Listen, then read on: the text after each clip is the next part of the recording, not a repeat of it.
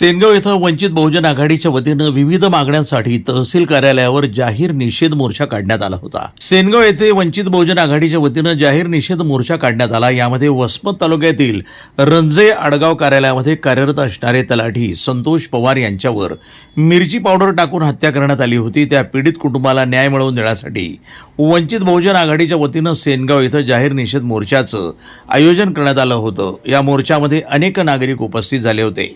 संतोष पवार यांची हत्या करणाऱ्यांना फाशीची शिक्षा द्यावी आणि हिंगोली जिल्ह्यामध्ये अतिवृष्टी झाल्यानं शेतकऱ्यांना पंचनामे न करता सरसकट तात्काळ आर्थिक मदत द्यावी, जनावरे वाहून गेलेल्या शेतकऱ्यांना पंचनामे करून तात्काळ आर्थिक मदत द्यावी, शेतकऱ्यांना पीक विम्यासह शेतकऱ्यांना कर्जमाफी करावी, अशा विविध मागण्यांसाठी सेनगाव इथं मोर्चा काढण्यात आला होता। या मोर्चाचं आयोजन गजानन देशमुख वंचित बहुजन आघाडी तालुका अध्यक्ष सेनगाव यांच्या या मोर्चाचं आयोजन करण्यात आलं होतं। तहसीलदार मार्फत निवेदन दिलं। यावेळी सेनगाव पोलीस स्टेशनच्या वतीनं कडक पोलीस बंदोबस्त ठेवण्यात आला होता।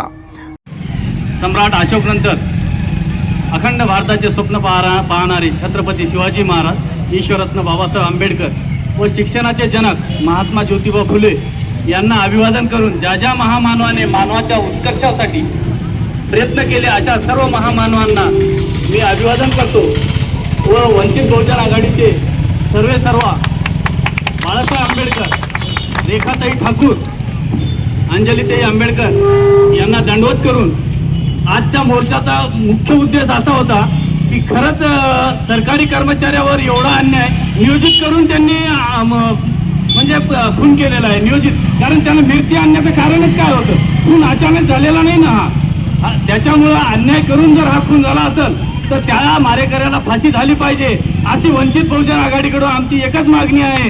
व